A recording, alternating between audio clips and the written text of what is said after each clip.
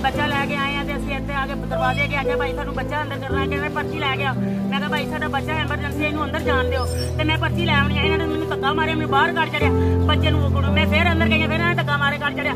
फिर मैं कुड़ी इतने भाग मैं पर्ची लैके जो मैं पर्ची लैके आई सारा बच्चा बाहर ही खत्म हो गया। जो खत्म हो गया उन्हें मैंने दसिया मैं पिटन लग गई, साढ़े को बच्चा लैके अंदर डोर गए। बच्चा लैके अंदर डोर गए, अंदर जाके बच्चे सूइयां खोपन लग गए। असं सूइयां नहीं खोपन दिते असं नहीं खुआनिया, साडा बच्चा ही खत्म है, असं सूइयां क्यों खुआनिया। तो मगरों साढ़े को पर्ची लैके अंदर लैके डोर के कहते पर्ची दे दो। पर्ची लैके अंदर लै गए डॉक्टर। पर्ची दी है कि नहीं दी उन्होंने पर्ची, कहते अंगूठे ला दो, पर्ची नहीं देनी है, पर्ची लैनी है तो अंगूठे ला दो।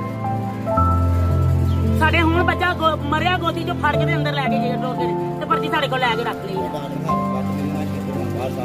तो फिर मगरों तुम धक्के मार के बाहर कट छड़िया उन्होंने। एक लेडी डॉक्टर है सानू धक्के मारे, बाहर निकलो असं बच्चा भी नहीं देना, पर्ची भी नहीं देनी है।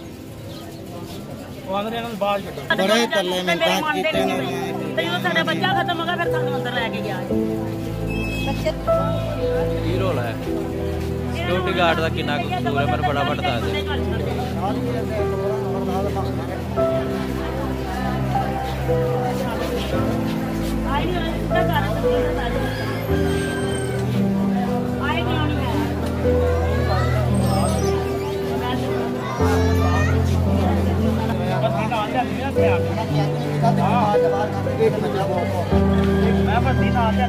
अल्लाह करे जिन्हें मैं बैठ रही थी, मैं इस तरह पिटे डॉक्टर तेरे बच्चे मार जाओ। अल्लाह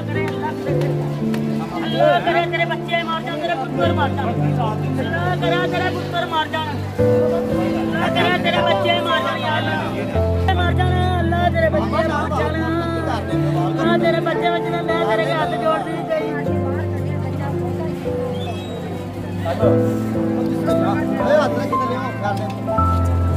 पानी भी आके पिलाओ भाई, पानी लेके आओ। पानी पे आया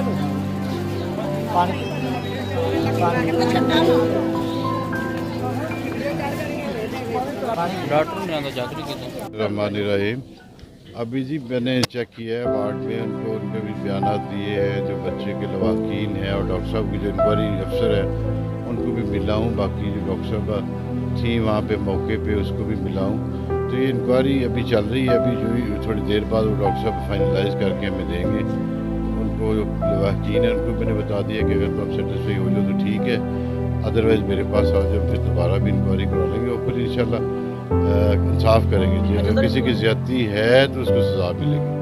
अच्छा सर, पहले भी इस तरह के कई वाकयात हुए हैं, कोई विक्टिम में तशकील दे दी जाती है पर कार्रवाई नहीं, इस तरह नहीं होगा, इस तरह नहीं होगा। मैं खुद डॉक्टर हूँ, मैं देखूंगा डॉक्टर साहब ने अगर तो सही इंक्वायरी की, वैलेंट को ना की तो फिर दोबारा करवा लेंगे। मैं खुद आके इंक्वायरी करूँगा। सर वो पता चल रहा है कि वो गली का बकरा जो है सिक्योरिटी गार्ड को बनाया जा रहा है। अगर गार्ड वो बात यह है कि वो जो स्टेटमेंट मैंने अभी सुनी है उसमें उसने यही कहा है कि जी वो उसने सिक्योरिटी गार्ड ने भी रोका है, हमें कहा कि पर्ची बना के लाए। एक कोई आगे हाउस ऑफिसर था डॉक्टर, उसने भी रोका है।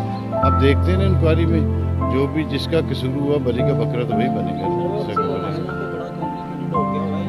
यार मैंने जो कि अभी रिसेंटली आया हूँ और आते ही अभी इलेक्शन पे बिजी हो गए। अब इंशाल्लाह इलेक्शन के बाद हमारी डिस्ट्रिक्ट एडमिनिस्ट्रेशन की फर्स्ट प्रायोरिटी हेल्थ और एजुकेशन होगी इंशाल्लाह।